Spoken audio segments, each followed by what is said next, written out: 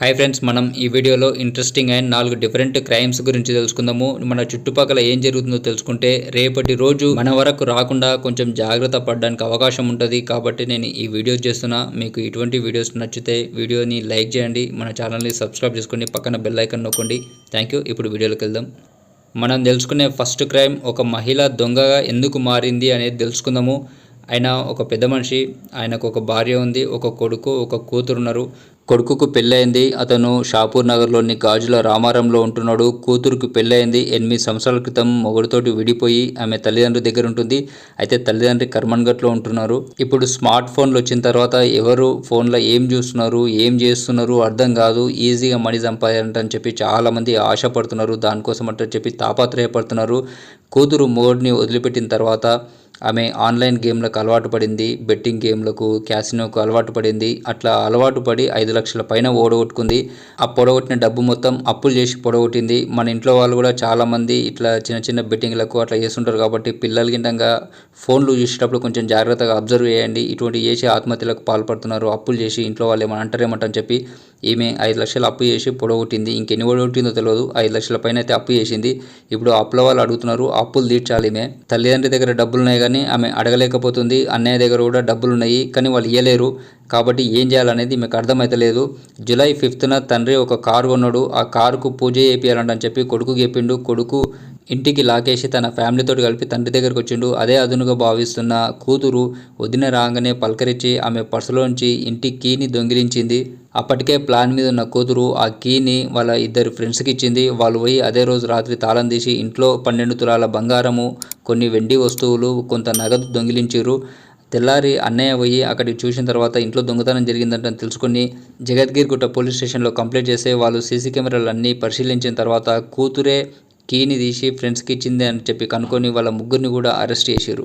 కాబట్టి ఆన్లైన్ గేమ్స్కి అలవాటు పడి చాలామంది చాలా ఓడగొట్టుకుంటున్నారు. ఈజీగా మనీ సంపాదించడానికి చాలామంది అడ్డదారులు దొక్కుతున్నారు. కాబట్టి కొంచెం మన చుట్టుపక్కల ఉన్నవాళ్ళు, మన ఇంట్లో ఉన్నవాళ్ళు ఏం చేస్తున్నారు అనేది ఒక కంట కనిపెట్టడం అందరికీ మంచిది. ఇది ఫస్ట్ క్రైమ్. ఇప్పుడు సెకండ్ క్రైమ్ గురించి తెలుసుకుందాం. ఈ ఫోటోలో కనిపిస్తున్నారు కదా, 2 చిన్న అమ్మాయిలు వాళ్ళ అమ్మతోటి కలిసి కూర్చున్నది. అయితే ఆమె మొగడే కన్న పిల్లల్ని, కట్టుకున్న పిల్లని బావిలోకి తోసి చంపేసిండు.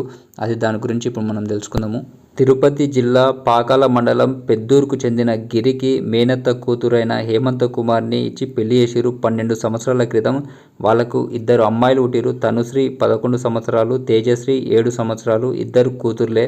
అయితే వాళ్ళు పని కోసం అంటని చెప్పి తిరుపతికి షిఫ్ట్ అయ్యారు. అక్కడ భార్యాభర్త మధ్యన గొడవలు అవుతున్నాయంటని చెప్పి అక్కడ నుండి మళ్ళీ సొంతూరైన పెద్దూరుకు వచ్చిర్రు.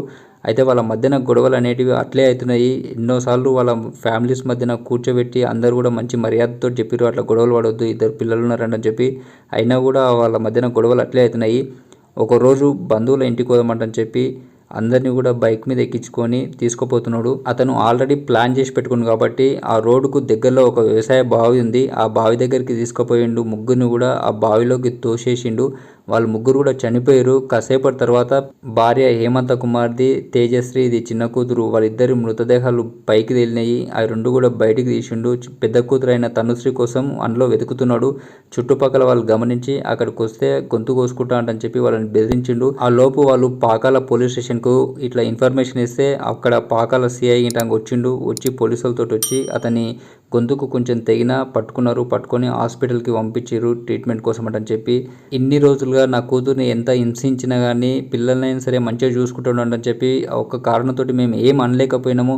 కానీ ఇప్పుడు ఆ పిల్లల్ని కూడా లేకుండా చేసిండు అని చెప్పి ఆమె తండ్రి అంటే అతని మామ పోలీసులకు కంప్లైంట్ చేసిండు. దాని మీద విచారిస్తారు. అయితే అతనికి వేరే ఏమైనా సంబంధం ఉండి వీళ్ళని చంపాలనుకున్నాడా, ఎందుకోసం చంపాలనుకున్నాడా అనేది తర్వాత తెలుస్తుంది. ఇది సెకండ్ క్రైమ్. ఇప్పుడు థర్డ్ క్రైమ్ గురించి తెలుసుకుందాము.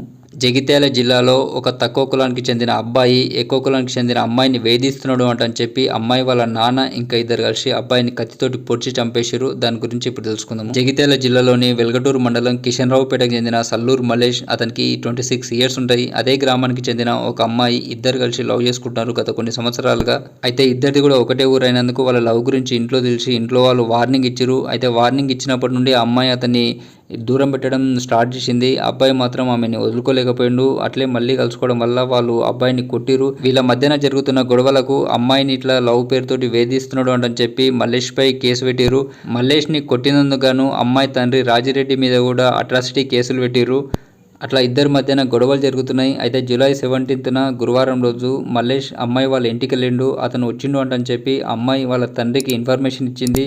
ఎంతగానని చెప్పినా కానీ ఇతన్ని వేధింపులు ఆగేటట్లేవంటని చెప్పి అమ్మాయి తండ్రి రాజిరెడ్డి, బాబాయ్ మల్లారెడ్డి, ఇంకొక అతను హరీష్ అని ముగ్గురు కూడా అనుకుని ఆటోలో బయలుదేరిరు. వెల్గటూరు నుంచి బైక్పై వస్తున్న మల్లేష్ను పెద్దబాగు బ్రిడ్జ్ పైన ఆపి గొడవ జరిగిరు. అక్కడ ఉన్న వాళ్ళు పోలీసులకు ఇన్ఫర్మేషన్ ఇచ్చారు. పోలీసులు వచ్చే లోపలనే వీళ్ళు మల్లేష్ తోటి మాట్లాడదంతా పోలీస్ స్టేషన్కి వెళ్ళని చెప్పి ఆటోలో ఎక్కించుకొని 1 కిలోమీటర్ దూరం పోయిరు. పాత వైన్స్ వెనకాల వాళ్ళు ఆటోలో తెచ్చుకున్న కత్తులతోటి పొడిచి చంపేసిరు. కరీంనగర్ డిస్ట్రిక్ట్లో ఇప్పటికే 2-3 మర్డర్స్ జరిగినాయి ఇట్లా ఇంటర్ క్యాస్ట్ లవ్ కోసం అని చెప్పి. ఇప్పుడు ఇదొకటి జరిగింది. ఇప్పుడు 4th క్రైమ్ గురించి చూద్దాం. హైదరాబాద్ దగ్గరలోని చేవెళ్లలో ఒక భూస్వామికి చెందిన 100 ఎకరాల భూమిని, మిగతా ఆస్తిని సమీప బంధువులు కాజేయాలంటని చెప్పి ప్రయత్నం చేసిరు. దాని గురించి ఇప్పుడు తెలుసుకుందాం. చేవెళ్ళే మండలంలోని పామెన గ్రామం అంటే బిత్తిర్సతి యొక్క ఊరు కూడా పామెన గ్రామమే. అతని పేరు పట్లోళ్ళ ప్రతాప్ రెడ్డి, అతని భార్య పేరు అనసూయ. వాళ్ళకు 100 ఎకరాల వ్యవసాయ భూమి ఉంది. అయితే పెళ్ళైనా కానీ వాళ్ళకు పిల్లలు లేరు.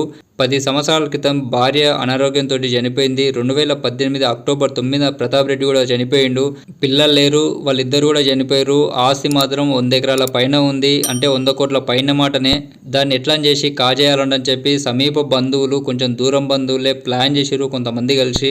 రంగారెడ్డి జిల్లా ఫిరోజ్గూడకు చెందిన గుమ్మల జగన్మోహన్ రెడ్డి, అతనికి 67 సంవత్సరాలు ఉంటాయి. అతని భార్య సురేఖ 60 సంవత్సరాలు ఉంటాయి. వీళ్ళిద్దరూ కూడా భూస్వామి ప్రతాప్ రెడ్డికి వీళ్ళు తల్లి తరపు బంధువులమంటని చెప్పారు. వీళ్ళతో పాటు వికారాబాద్ జిల్లా పూడూరు గ్రామానికి చెందిన పట్లుల రామకృష్ణారెడ్డి, యాదాద్రి జిల్లా తంగడపల్లి గ్రామానికి చెందిన ఇందిరాదేవి, గుమ్మల్ల అనంతరెడ్డి, గుమ్మల్ల సత్యనారాయణ రెడ్డి, గుమ్మల్ల మధుసూదన్ రెడ్డి వీళ్ళందరూ కలిసి ప్లాన్ చేసిరు. వీళ్ళందరిలో కొంచెం మెయిన్ అంటే గుమ్మల్ల జగన్మోహన్ రెడ్డి అండ్ సురేఖ. వీళ్ళు ఏం చేసిరంటే మమ్మల్ని ప్రతాప్ రెడ్డి దత్తత తీసుకుంటామని చెప్పి నకిలీ డాక్యుమెంట్స్ క్రియేట్ చేసిర్రు. ఆ నకిలీ డాక్యుమెంట్స్కు సాక్షిదారుల సంతకం పెట్టింది పట్లుల రామకృష్ణారెడ్డి అండ్ ఇందిరాదేవి. వీళ్ళిద్దరు కూడా సాక్షి సంతకాలు పెట్టారు. వీళ్ళు సృష్టించిన నకిలీ డాక్యుమెంట్స్ తోటి అక్కడ రెవెన్యూ డిపార్ట్మెంట్లో నమ్మించి 100 ఎకరాలలో ఒక 50 ఎకరాలని వీళ్ళిద్దరు జగన్మోహన్ రెడ్డి అండ్ సురేఖ వాళ్ళ పేరు మీద రిజిస్ట్రేషన్ చేసుకున్నారు. మిగతా 50 ఎకరాలన్నీ మిగతా వీళ్ళు పార్ట్నర్స్ పేరు మీద రిజిస్ట్రేషన్ చేసిర్రు. ప్రతాప్ రెడ్డికి చెందిన బ్యాంక్ అకౌంట్లో 19 లక్షలు ఉంటే ఆ 19 లక్షలు కూడా విత్డ్రా చేసుకున్నారు. ప్రతాప్ రెడ్డి 2018 అక్టోబర్ 9న చనిపోతే అంతకంటే 1 సంవత్సరం ముందు డిసెంబర్ 3న వీళ్ళు వీలునామా సృష్టించారు. ప్రతాప్ రెడ్డి దగ్గర బంధువులకు కానీ వాళ్ళ పాలులకు కానీ ఏం అర్థం కాలేదు. అసలు ఏం జరుగుతుంది, వీళ్ళు ఎవరు వచ్చి 100 ఎకరాల భూమిని ఇట్లా స్వాధీనం చేసుకుంటారు అంటని చెప్పి ప్రతాప్ రెడ్డి తండ్రి బంధువు అయిన పట్లోళ్ళ రామేశ్వర్ రెడ్డి 2023 సెప్టెంబర్ 7న కేసు చేసిండు. ఆ కేసుని కోర్టు పరిశీలించి ఈ వీలునామా నిజమా కాదా అంటని చెప్పి ఫోరెన్సిక్ ల్యాబ్కు పంపిస్తే అది డూప్లికేట్ అంటని చెప్పి తేలింది. అంతేకాదు 2017 కంటే ముందు అతని ఆధార్ కార్డు, ఓటర్ ఐడీలలో తండ్రి పేరు హనుమంత్ రెడ్డి అంటని చెప్పి ఉంది. ఎవరైతే దత్తత తీసుకున్నట్టని చెప్పి అన్నాడో జగన్మోహన్ రెడ్డి, వాళ్ళ తండ్రి పేరు హనుమంత్ రెడ్డి అంటని చెప్పి ఉంది 2017 కంటే ముందు. దీంతో గుమ్మల్ల జగన్మోహన్ రెడ్డి, సురేఖని ఇద్దరిని కూడా పోలీసులు అరెస్ట్ చేసిరు. మిగతా వాళ్ళు పరారీలో ఉన్నారు. ఇట్లా ఒక భూస్వామికి ఆస్తి ఉంది అంటని చెప్పి, పిల్లలు లేరు అంటని చెప్పి, వాళ్ళు చనిపోయిన తర్వాత ఇట్లా నకిలీ డాక్యుమెంట్లు సృష్టించి 100 కోట్ల పైన ఆస్తిని కాజేయాలంటని చెప్పి ట్రై చేసిర్రు. ఇది ఫ్రెండ్స్ వీడియో. మీకు వీడియో ఇన్ఫర్మేషన్ నచ్చింది అనుకుంటున్నా. మన చుట్టుపక్కల ఏం జరుగుతుందో ఇటువంటి ఇంట్రెస్టింగ్ వీడియోస్ తెలుసుకోవాలంటే మన ఛానల్ని సబ్స్క్రైబ్ చేసుకొని పక్కన బెల్ ఐకాన్ నొక్కండి. మరిన్ని వీడియోస్ కోసం చూడండి. Thank you friends.